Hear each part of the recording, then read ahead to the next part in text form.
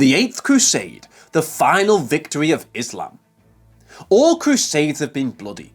All have been driven by fanaticism, ambition, religious intolerance and greed.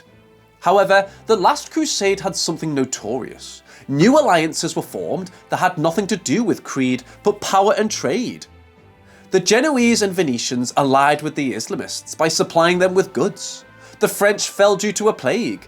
The English Crusaders formed an unlikely alliance with the Mongols, and Sultan Baybars managed to impose his supremacy over the Crusaders and the Mongols. This is the story of the last crusade and the final victory of Islam after more than 2 centuries of intermittent wars against the Christians. The epidemic. 25 years after the failure of the 7th Crusade, the King of Naples, Charles of Anjou, promised to his brother King Louis IX of France to embark on a new crusade, whose destination would be Tunisia, in which they sought to convert the emir of that city to Christianity and to spread this religion throughout the bordering territory. The second objective of this crusade was to obtain funds from the plundering of Tunis in order to carry out a large-scale invasion of Egypt and to confront the forces of Sultan Baybars, who had conquered the Principality of Antioch and had reduced the Kingdom of Jerusalem to a small strip of land between Acre and Sidon in 1268.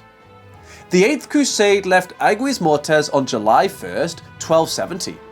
King Louis IX of France went on the crusade with his 3 sons, his son-in-law Theobald II of Navarre, his nephew Robert of Artois, and several counts.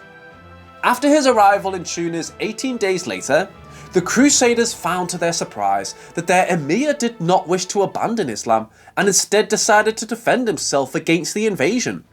By the time Charles of Anjou arrived with reinforcements on August 25th, he learned that King Louis had just died of an epidemic of dysentery, that 2 of his nephews lay dying, and that hundreds of Crusaders had met the same fate.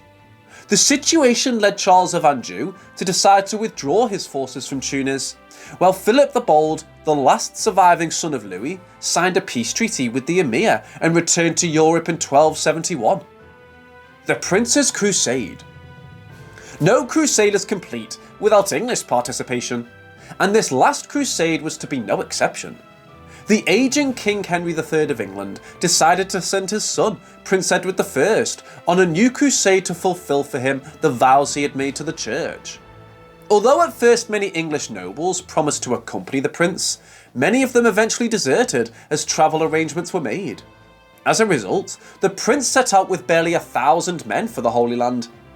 On his journey, he was joined by some troops sent by his brother Edmund of Lancaster, a Breton contingent, a Flemish contingent led by the Bishop of Liege, who would abandon the campaign after learning that he had been elected as the new pope. Edward's initial plan had been to join his troops with those of Louis IX of France in Tunis and march with him to the Holy Land. However, by the time he arrived there, the French king was dead, while the French Crusaders were getting ready to return to their homeland, forcing him to change his plan. He decided to spend the winter in Sicily and command between 1,000 and 2,000 of his followers to Acre, where he arrived on May 9th, 1271. There, he was joined by Hugo III of Cyprus and Bohemond VI of Antioch. The alliance with the Mongols. Faced with the lack of soldiers to face the forces of Sultan Baybars, Edward tried to form an alliance with the Christians of the Levant and the Mongols of the Ilkhanate.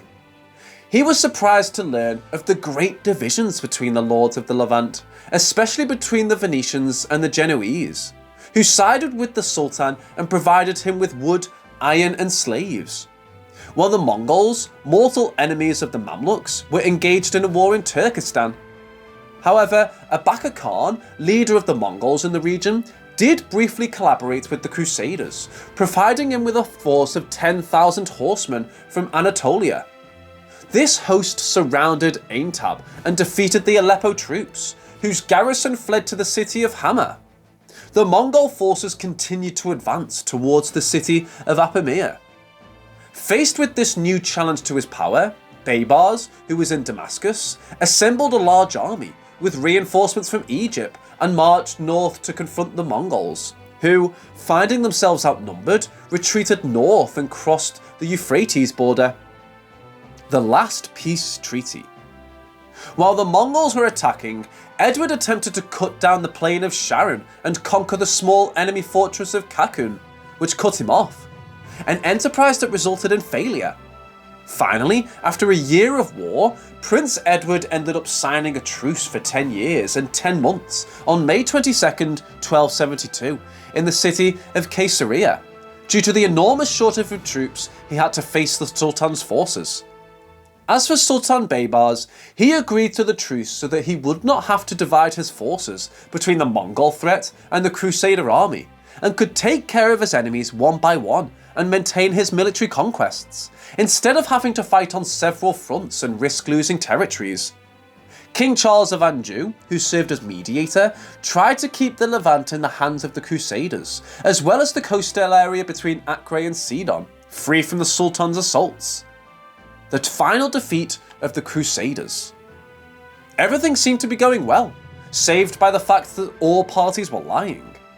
Edward planned to restart the war in the future, in command of a larger and more organised army.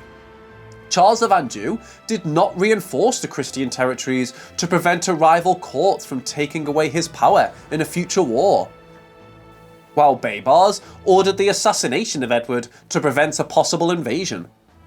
After several months of agony after being stabbed with a poisoned dagger, Edward managed to recover and return to England on September 22nd, 1272. When he arrived, his elderly father had died, and Edward became king. Although Edward and some popes tried to preach new crusades, they were no longer organised. And finally, in May 1291, after the fall of Acre, the Crusaders evacuated their last possessions in Tyre, Sidon and Beirut. All wars have lessons to be learned. The Crusades are not just a reflection of bad behaviour driven by ignorance and superstition. They are a timeless reflection of the descent into darkness, into which any society can fall when its citizens surrender their ears, minds and hearts to the will of authoritarian and immoral figures, ready to wipe out thousands of innocents. We hope you enjoyed this latest video about the Crusades, and that you will join us in the next stories on our channel. Don't close the video yet! Before you go, please subscribe and leave us a like if you like the content. It will help us grow and keep making much more content. Now, without further ado, we say goodbye